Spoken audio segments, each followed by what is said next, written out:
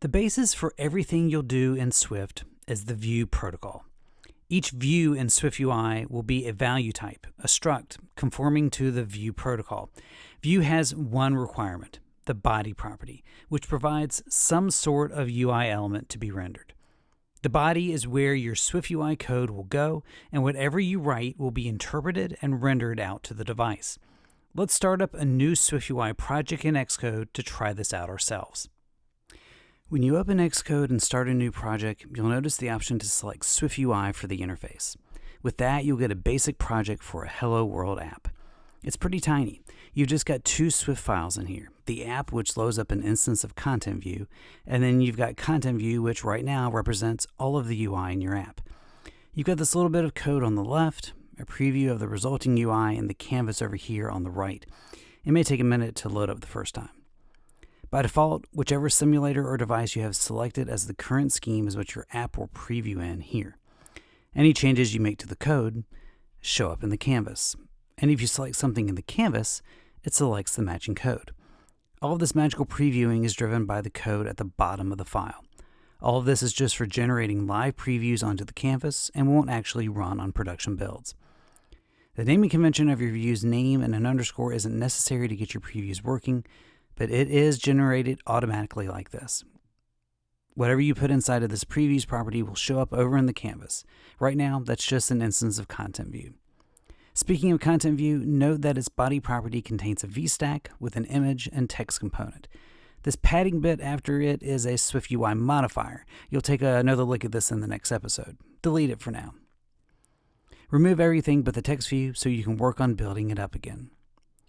Chances are you'll want to show something more than a lone text view in your app. This is something that would happen fairly often in UI work, right?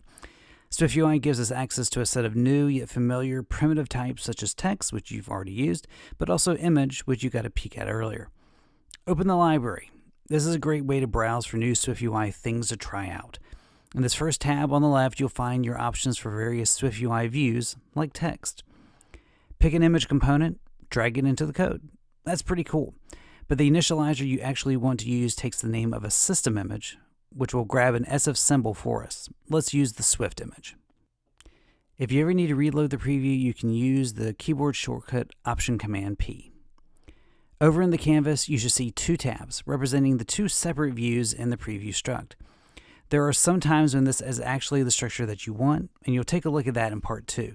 But for now, you're going to tell SwiftUI where you want these two things laid out in relationship to one another.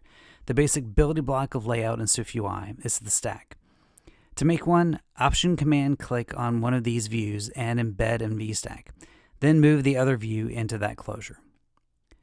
Stacks come in 3 flavors: vertical, horizontal, and depth. Just like text and image, all those stacks conform to view, and you'll try them all out in a later episode. Right now, check out what the VStack is doing for you over in the canvas.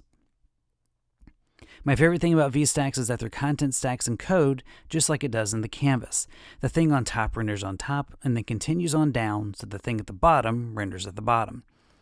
Okay, so you may be wondering what is going on with this some view type. You've effectively returned a text here and now a VStack. I've said view is a protocol, so you can assume that both of these other types conform to view. But it's a little more complicated than that, so let's look at its definition real quick. Command-click on View and jump to the definition. This is it. It's not very long. Well, if you scroll down, you'll see it has a lot of extensions, but the base protocol itself is quite tiny. Still, there is some fancy Swift going on in these 2 lines of code. You've got this view builder thing here. This is a property wrapper. And hey, body is using an associated type. If you've dealt with protocols with associated types before, you might be thinking, hang on now. You can't use a protocol with an associated type here. And you're right, body couldn't just be a view, but it can be some view. If you're not familiar with associated types, you might be thinking, what's the big deal? For now, it's enough to know that the some keyword and view builder are doing some heavy lifting for you behind the scenes. And practically, if you leave body's type as some view, and whatever things you got inside of body are some type conforming to view, the final type can be automatically inferred. You never need to set the return type manually, no matter how long or complex your view hierarchy gets. I'll leave some links in the author's notes in case you are interested in learning more about the Swift behind SwiftUI. Okay, now that you've got those views here, how do we, say, change the color or the font size or anything about them at all? For that, you'll need to learn about modifiers.